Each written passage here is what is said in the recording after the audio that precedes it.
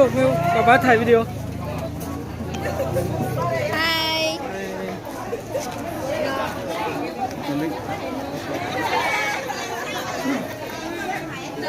เราเบื่อชอบเจอเราที่เชฟบ้าก็ไปเดี๋ยวเลยอายุมาที่เชฟบ้าจะอยู่จังอะไรอาทิตย์มาใครอยากจีนี่ที่กูเลยหอกเลยมาเลยอาจีนี่เราเบื่อที่เชฟบ้าก็เราโตจีพอจีแล้วลูกหัวญี่ปุ่นเนี่ยหัวแต่สิย้อยเปียงอะไรส่วนจีนี่ย้อยเมียงเพราะน่ะ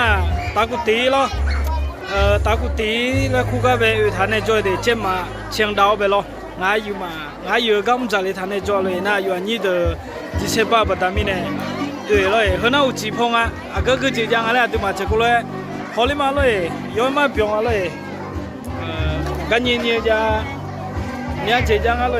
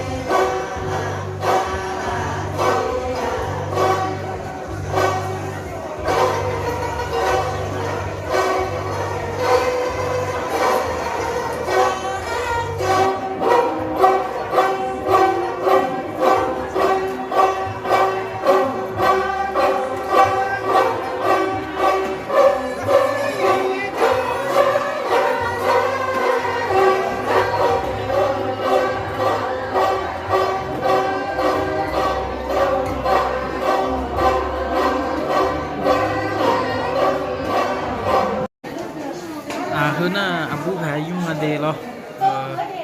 มีชิวแพ้ยุ่งอะไรน่ะอะไรอะเบอร์อาชิวเผือหรออาชิวเผือฮาอาชิวฮาลาเรื่องอะไรน่ะคือแหล่งม้อนเนี่ยอับุอาซาเลและ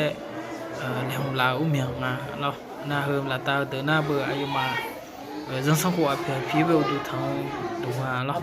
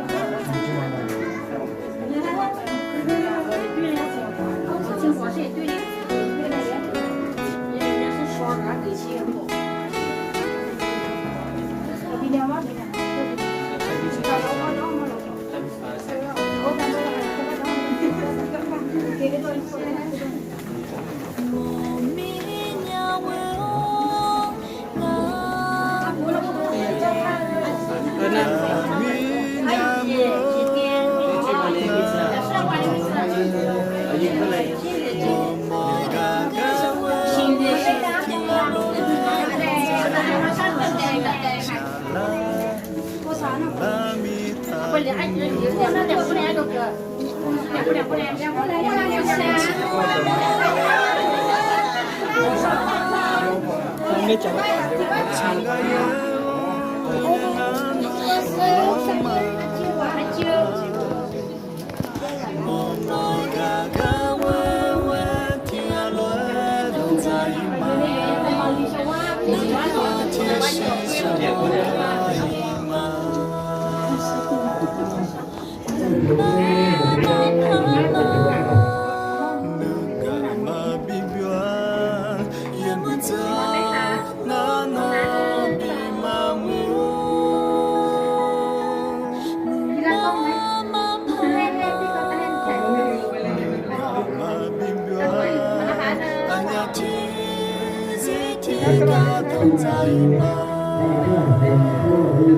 โอเคครับ